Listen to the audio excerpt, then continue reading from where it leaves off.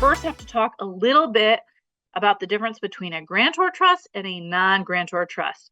Now, this is a complicated tax code thing.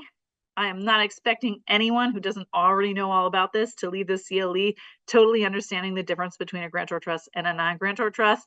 In fact, most of the attorneys who work for me probably couldn't give you a good description of this either, right? It's a very difficult thing to understand, but at a big concept level, the idea is that many trusts are grantor trusts.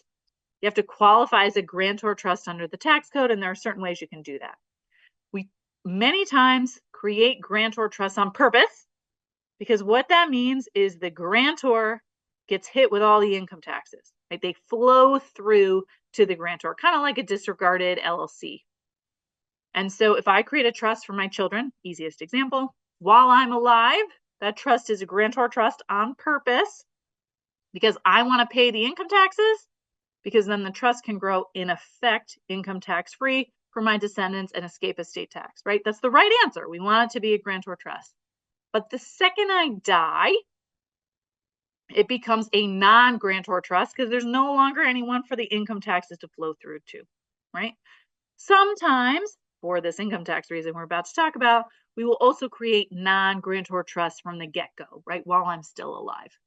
But for our purposes, all you need to know is that this trick works if you are a non-grantor trust. It doesn't work if you're a grantor trust because, again, all that income flows through to me. So we're talking about trusts where the income does not flow through, gets stuck at the trust level, and the trust is paying the income taxes itself.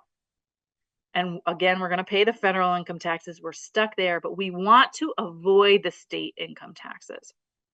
And so in my example, we'll use New Jersey because, again, that's where I'm sitting today. So why not?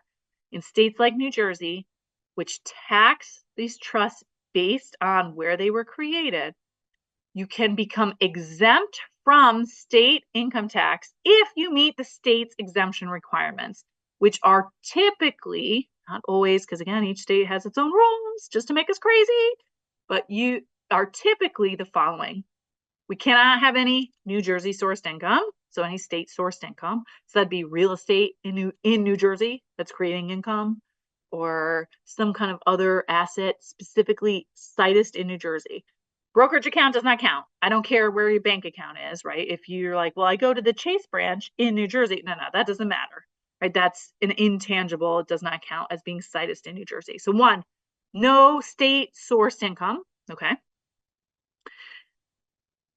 No assets specifically in the state, right? No real estate located in New Jersey. No beneficiaries in New Jersey who are getting distributions. And your trustee does not live in New Jersey. There's your key one, right?